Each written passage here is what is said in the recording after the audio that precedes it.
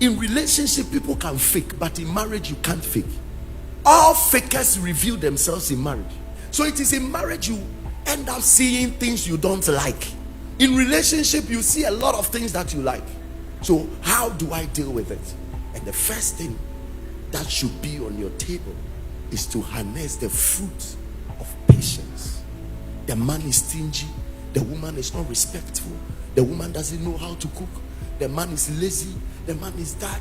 The man does not get involved in family matters. If your parents are coming, the man leaves, will not take care of the parents. These things do not call for divorce. If you are not taught, you end up getting into marriage and call these things as recipes for divorce. Can I tell you that men may be rushing for sex in relationship, but it will shock you that in marriage, men run away from sex. And in about 60% of marriage, it is the women that call for sex. So the same guy that was forcing you, let's have sex. Now you enter into marriage and you begin to think about it. Why is this guy? Was something wrong with me? Is he chasing another girl? Is he sleeping with another person? Is he doing that? Am I not beautiful? Am I not attractive? Am I not this? These things will show up. But unfortunately, many of us walk into marriage without understanding some of these details. How you define marriage is very important. Is it a building project? If it is a building project, then the first point to take note of, it's not even what we call love, it's patience. If it's a destructive project, sir, you don't need patience. Some few hours, you will destroy yourself. In 3 months, all your secrets will come out. The person's secrets will come out. You start destroying yourselves in 3 months. But if you want to build, builders' work demands patience, time, and it's most difficult. That's why God's work is difficult. The devil's work is easy. God is a builder, the devil is a destroyer. So if you are working with the devil, you get results under 48 hours. If you are working with God, sometimes 2 years you are still praying, because he's a builder. It takes patience to build things. So when the devil shows up in a place, he registers his presence within a short time, because he has come to destroy. There is no time. He doesn't need time. But when God's presence shows up in a place, sometimes it can take years before you see effect. Oh, the presence of the Lord came upon me. I've been born again. I've been that. And sometimes you are born again, and it will take you 3 years before we start seeing the effect of that new creation life you're experiencing. So this thing called marriage must be well treated as it is. And the first thing has to do with patience.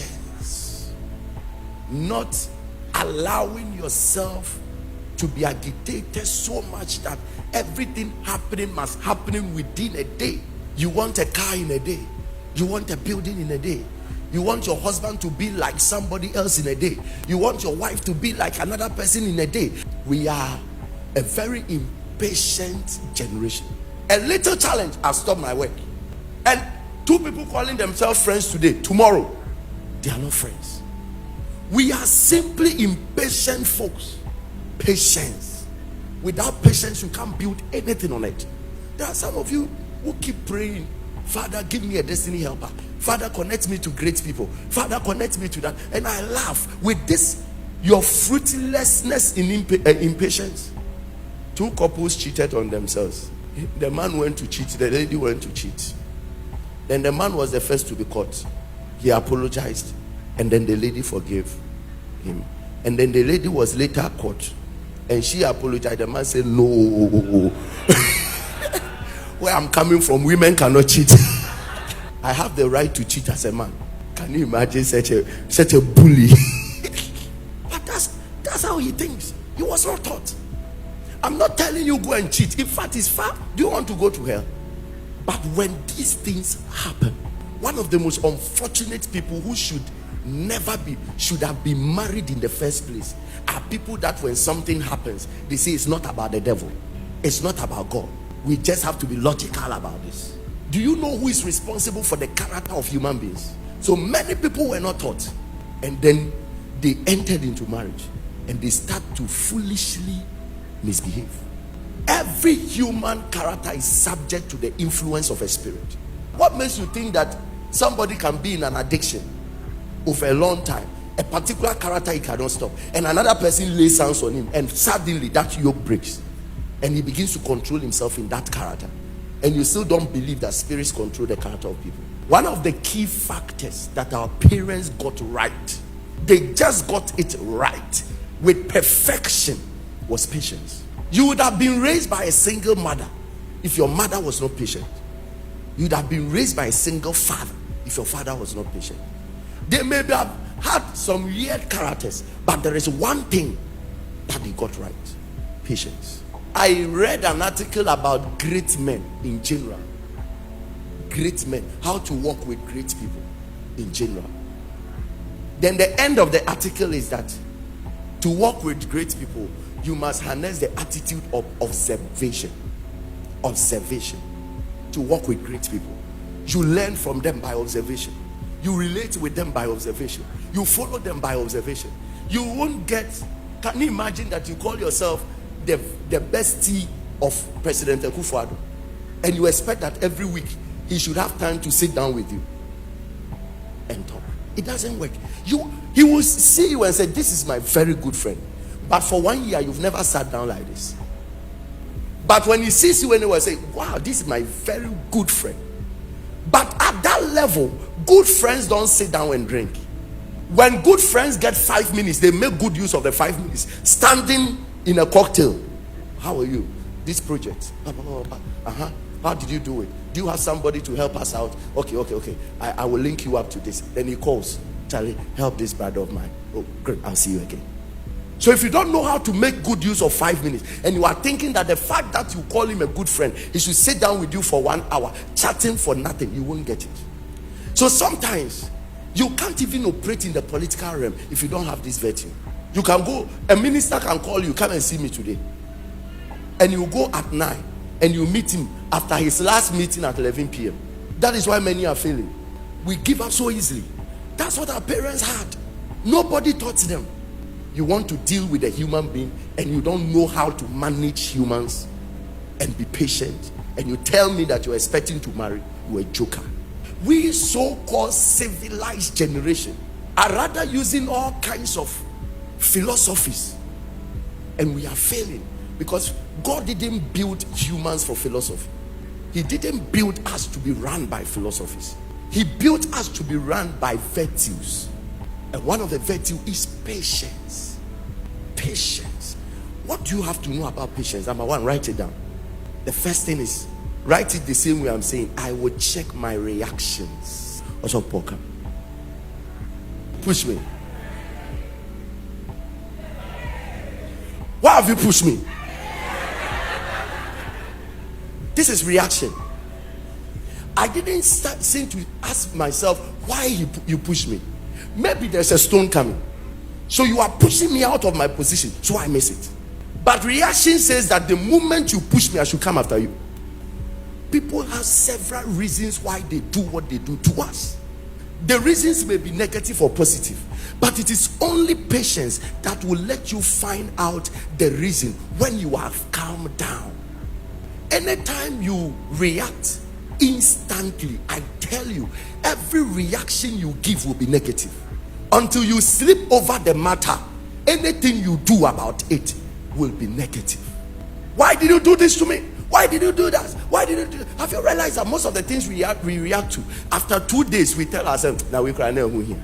But if you keep on reacting by impulse, the moment you hear, the moment you see, the moment it's done to you, the next thing is reaction. Gradually you'll be taking patience out of your life, and very soon you will be so impossible to work with.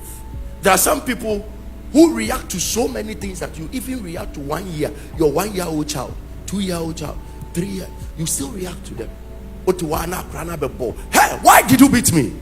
There are people who actually counter their own children. You were there, somebody called you, I've seen your husband moving with a lady. The moment you cut the line, the next call is your husband. Stupid boy. So I've caught you. I've been praying that all secrets will be revealed. You may not know the one reporting the case to you. It may be your husband's greatest admirer. And to some of you, that people make it look like your marriage and your relationship is bad. The day you lose it, it won't take 2 hours. They will start testing your partner that it's time to move on. You need a godly person. There is a generation that is reacting to everything, reacting to every single thing. We are reacting to it. How can a couple go for dinner and start exchanging blows there? Reactions. You don't have to give yourself into impatience. Learn to be quiet over time and over issues. Because listen, life is always a setup. There are some people who just want to get into you to bring out the devil inside of you. There are people. So you just have to understand that as you are moving in life, you bring in the subject of patience, because you don't know where you are going to. Let me tell you, the first 5 to 6 years of every marriage is to bring the worst part in you. There are many of you who have certain stuff inside, and it's God's agenda. Let me tell you, it's God's agenda. It's God's plan. This is how God teaches us patience. Every single person goes through it. You never thought that you were quick-tempered until you married. You never thought that you were unforgiving until you married. There are some people, if you tell them, write about yourself, it will shock you. Myself, before marriage, myself, I am a cool, calm, gentle guy who forgives anyone that offends him. I am a giver without thinking. I'm a God-fearing man, unique in everything I do, very caring and patient. Until the person gets married. Until the person gets married. And then you realize that things you thought that you were not, and genuinely you were not, but suddenly one tiny lady can bring it out.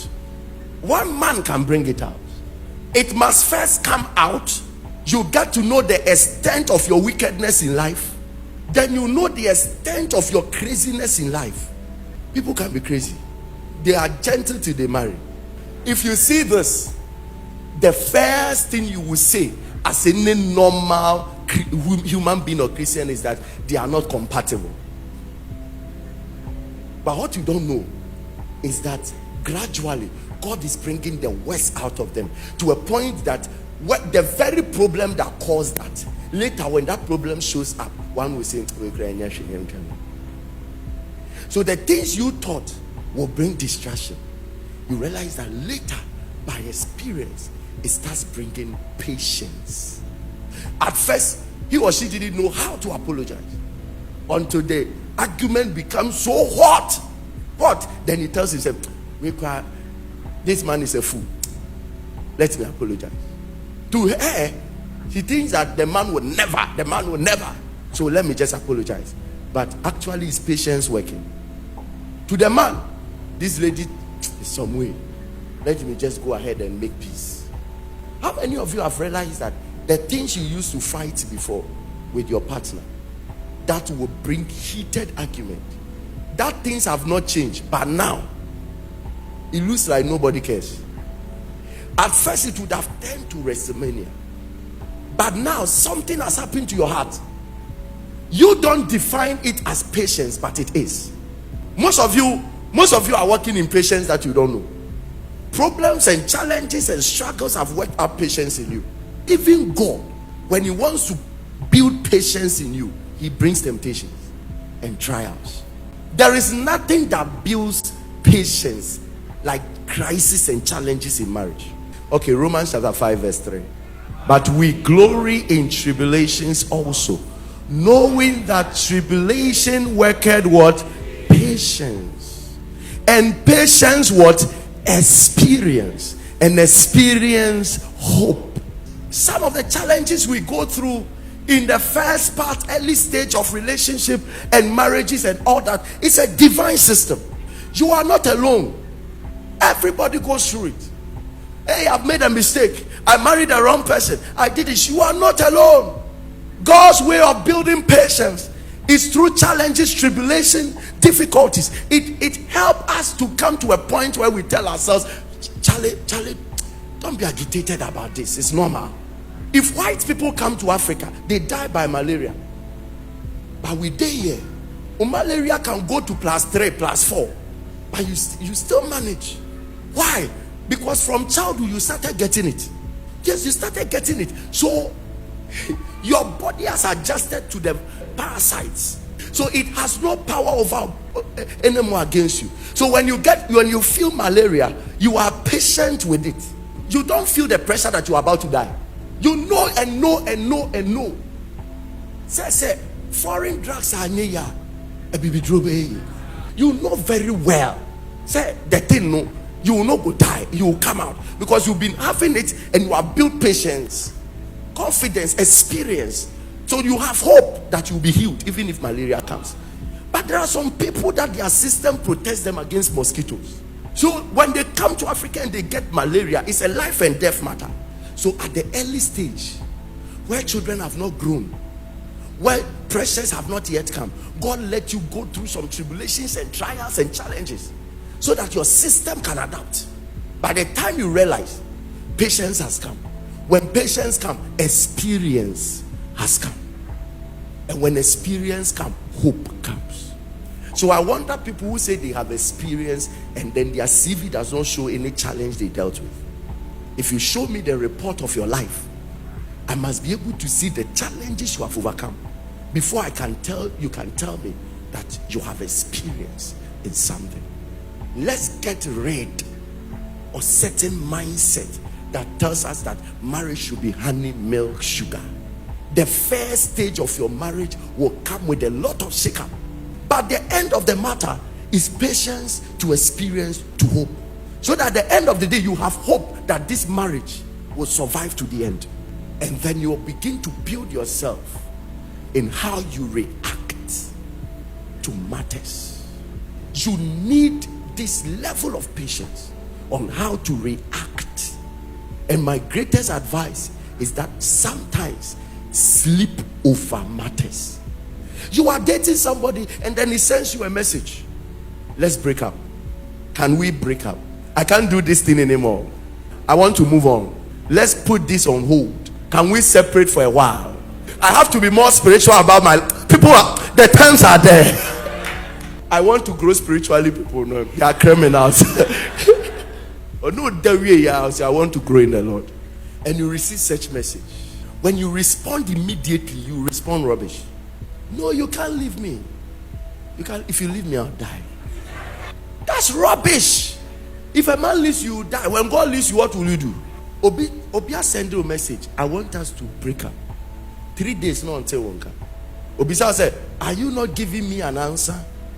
He say, I don't know how long it took you to think about this to send me this message, but give me time to think about it to send you a message, so that if the person sat down and it came overnight and he sent it, he will know he's a fool. I'm telling you. Nipa send you a message, I want to break up. What are you saying? What are you saying? There is so much wisdom that we come into contact with if we begin to sit down and give ourselves time to reason through matters. We intermingle with knowledge and wisdom. A man through desire, having separated himself, intermingled with knowledge and wisdom. To any time something is happening and you feel that this thing is not normal, the best thing is to separate and begin to think. You don't react. You don't react. We have reacted to our own distractions. One of the key things about patience is learning not to react. It's